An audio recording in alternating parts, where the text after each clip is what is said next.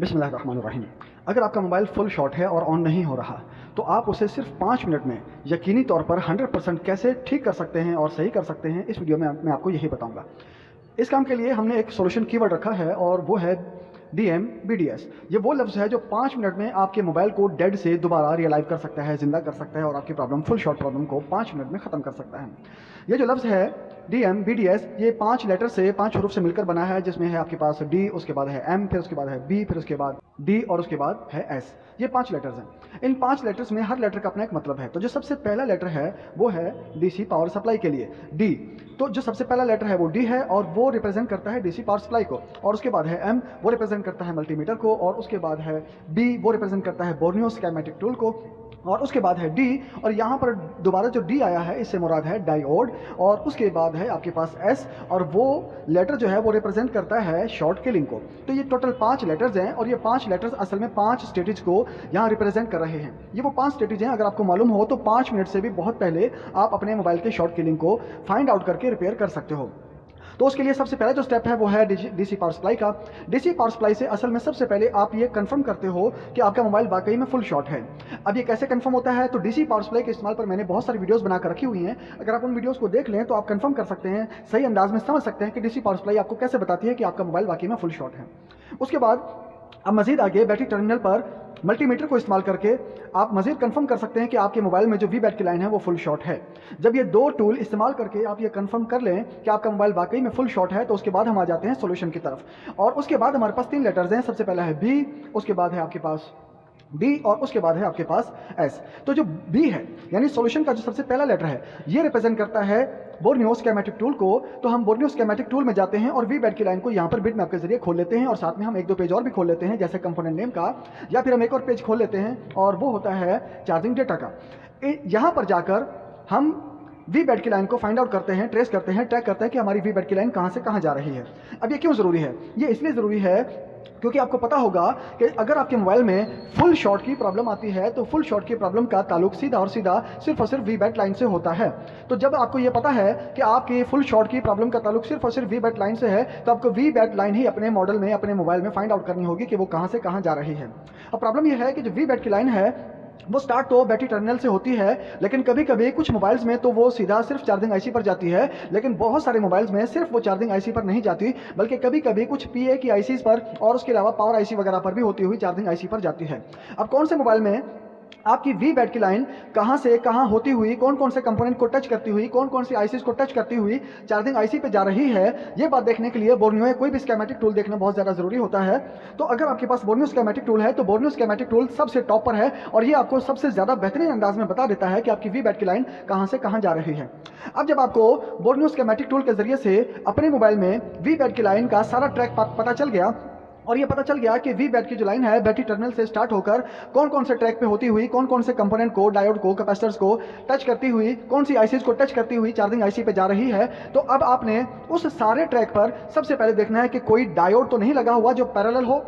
अब पैरेलल क्या होता है, डायोड क्या होता है, इस पर मेरी दूसरी वीडियोस मौजूद हैं। अगर आप बोर्नियो स्कीमेटिक टूल का इस्तेमाल देखना चाहें तो उस पर भी मेरी पहले वीडियो मौजूद है। तो आप बोर्नियो स्कीमेटिक टूल को देख के उसके बाद उसी ट्रैक पर जो VBAT का होगा डायोड देखेंगे और डायोड को अगर वो पैरेलल हो तो आप इस पर मेरी दूसरी वीडियोस भी देख सकते हैं। अगर वो पैरेलल हो तो सबसे पहले आप उस डायोड को उस ट्रैक से हटाएंगे और कहीं अपने पास सेव करके रख लेंगे और इसका बेहतरीन तरीका कंपोनेंट को पार करने का है जो मैंने इससे पहली वाली वीडियो में बता दिया है। तो आपने उस डायोड को निकालने के बाद, और ये आपको मालूम होना चाहिए कि आपके इस ट्रैक पे कुछ 10, 15, 20 डायोड नहीं होते, मैक्सिमम 1 से 2 डायोड्स होते हैं जो सिर्फ और सिर्फ प्रोटेक्शन के लिए होते हैं कि अगर आपके इस ट्रैक पे ज़रूरत से ज़्यादा वोल्टेज आ जाए तो ये जो डायोड होता है ये शॉर्ट होकर आपकी VBAT की लाइन को ग्राउंड कर देता है, जिससे आपका मोबाइल फुल शॉट हो जाता है। तो ऐसी सूरत में अगर आप उस डायोड को निकाल लेंगे तो वो जो डायोड होगा निकलते ही आपकी लाइन जो है वो दोबारा से सेट हो जाएगी, ठीक हो जाएगी और आपकी फुल शॉर्टेज खत्म हो जाएगी और VBAT की लाइन दोबारा से प्लस बन जाएगी और अपने मोबाइल को आप दोबारा से ऑन करने के काबिल हो जाएंगे। लेकिन अगर डायोड निकालने के बाद भी वो डायोड, याद रखिएगा कि हम उस डायोड की बात कर रहे हैं जो पैरेलल लगा हो, अगर डायोड निकालने के बाद भी प्रॉब्लम सॉल्व ना हो तो उस सूरत में आपने VBAT के सारे ट्रैक पे रोजिन का धुआं लगा लेना है। जब आप सारे ट्रैक पे रोजिन का धुआं लगा लेंगे तो अब आपने क्या करना है, दोबारा से DC पावर सप्लाई को इस्तेमाल करना है और DC पावर सप्लाई को आपने शॉर्ट किलिंग के लिए इस्तेमाल करना है, जो कि हमारा सबसे आखिरी लेटर है, शॉर्ट किलिंग के लिए रिप्रेजेंट करने के लिए रखा गया है। आपने DC पावर सप्लाई को यहाँ दोबारा इस्तेमाल करना है और अब आपने उससे शॉर्ट किलिंग करनी है। क्योंकि डायोड निकालने के बाद भी अगर हमारा ट्रैक वापस प्लस नहीं बना और ग्राउंड की वैल्यू दे रहा है, तो इसका मतलब है कि उस ट्रैक पर लगा हुआ कोई कैपेसिटर या जो आईसीज लगी हुई हैं उनमें से कोई आईसी या कोई कैपेसिटर ग्राउंड हो चुका है, शॉर्ट हो चुका है, उसकी वजह से आपकी जो लाइन है वी बैट की वो भी ग्राउंड है।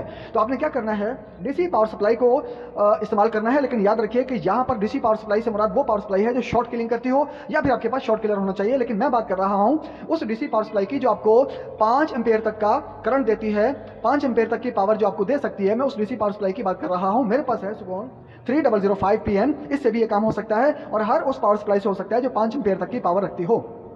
तो आपने डीसी पावर सप्लाई को 1 वोल्ट और 1 वोल्ट और 3 एम्पेयर पे सेट कर लेना है। और उसके बाद ये बात सारी हो रही है रोजिन लगाने के बाद। जब आपने सारे ट्रैक पर रोजिन लगा लिया तो डीसी पावर सप्लाई को 3 एम्पेयर और 1 वोल्ट पे रख के डीसी पावर सप्लाई को 1 वोल्ट और 3 एम्पेयर पे रख के आप डीसी पावर सप्लाई की माइनस की प्रोब को मोबाइल में कहीं भी ग्राउंड पर लगाएंगे और उसकी प्लस की वायर को आप वी बैट की लाइन में कहीं भी टच करेंगे। इससे क्या होगा कि जब 3 एम्पेयर की पावर जाएगी 1 वोल्ट के साथ, तो उम्मीद यह है कि वहां पर कोई भी अगर कैपेसिटर वगैरह आपका शॉर्ट होगा तो वहां पर लगा रोजिन मेल्ट हो जाएगा और उससे आपको पता चल जाएगा कि आपका कौन सा कंपोनेंट शॉर्ट है। आप उसे निकालेंगे तो वो शॉर्टेज आपकी खत्म हो जाएगी।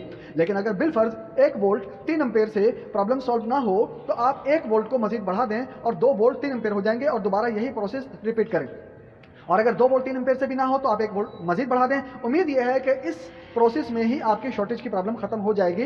लेकिन कभी कभी ऐसा होता है कि 3 वोल्ट और 3 एम्पेयर से भी प्रॉब्लम हल नहीं होती, ऐसा बहुत कम है। लेकिन अगर हल ना हो तो फिर आप 1 एम्पेयर और बढ़ा दें, ठीक है, और आपके पास 3 वोल्ट 4 एम्पेयर हो जाएंगे। या फिर उसके बाद मजीद 1 वोल्ट बढ़ा के आप 5 एम्पेयर तक कर सकते हैं। और यहाँ तक में बल्कि इससे बहुत पहले ही आपकी फुल शॉर्ट की प्रॉब्लम क्लियर हो जाएगी।